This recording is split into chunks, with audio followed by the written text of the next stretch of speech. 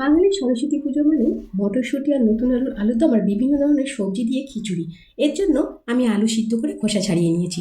গ্যাসে প্যান বসিয়ে তাতে দিয়েছি 2 চামচ তেল। আলুগুলো দিয়ে নুন, হলুদ আর লঙ্কা গুঁড়ো দিয়ে ভালো করে ভেজে নামিয়ে নেবো। ওই প্যানে আরও 2 চামচ তেল দিয়ে গোটা গরম মশলা, 1 চামচ জিরে, একটা তেজপাতা, দুটো চেরা কাঁচা লঙ্কা, 1 চামচ আদা বাটা দিয়ে নাড়াচাড়া করে একটা টমেটো কুচি, বেশ খানিকটা মটরশুঁটি, নুন, হলুদ, জিরে গুঁড়ো সমস্তটা দিয়ে ভালো করে মিশিয়ে অল্প একটু জল দেবো। তার মধ্যে দিয়ে দেবো 1 চামচ চারমগজ বাটা। মশলা কষা হয়ে গেলে দিয়ে দেবো ভেজে রাখা আলুগুলো দিয়ে প্রয়োজন মতো জল দেবো। ভালো করে ফুটে উঠলে ওপর থেকে ভাজা জিরে, ধনে গুঁড়ো, গরম মশলা গুঁড়ো আর কাসুরি মেথি, নামানোর আগে একটু ধনেপাতা দিয়ে নামিয়ে নেব। খিচুড়ির জন্য চালটা ধুয়ে 1 চামচ ঘি দিয়ে তাতে মাখিয়ে রেখে দেবো।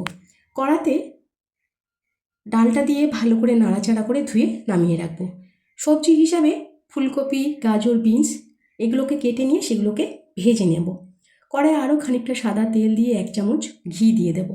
ফোড়নের জন্য 2টো শুকনো লঙ্কা, 2টো লবঙ্গ, 2টো দারচিনি, 2টো এলাচ, 1 চামচ জিরে, এটা ফোড়ন হিসাবে দিয়ে তার মধ্যে দেবো 1 চামচ আদা বাটা।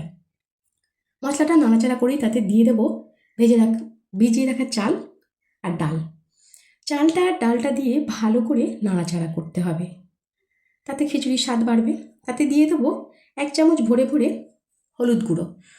তার মধ্যে আবার দিয়ে দেবো, নাড়াচাড়া করে নিয়ে দেবো একটা টমেটো কুচি, ভেজে রাখা সবজিগুলো আর বেশ খানিকটা মটরশুঁটি। সমস্তটা দিয়ে ভালো করে নাড়াচাড়া করে প্রয়োজন মতো জল দিয়ে দেবো।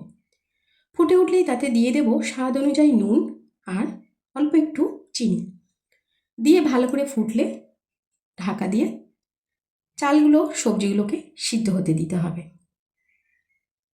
সিদ্ধ হয়ে গেলে নামানোর আগে উপর থেকে দিয়ে দেব 1 চামচ গরম মশলার গুঁড়ো আর 1 চামচ ঘি। দেখো, খিচুড়ি আমার এখানে এমন হয়নি যে পুরো গলে গেছে বা গোটা গোটা আছে। ভালো লাগলে লাইক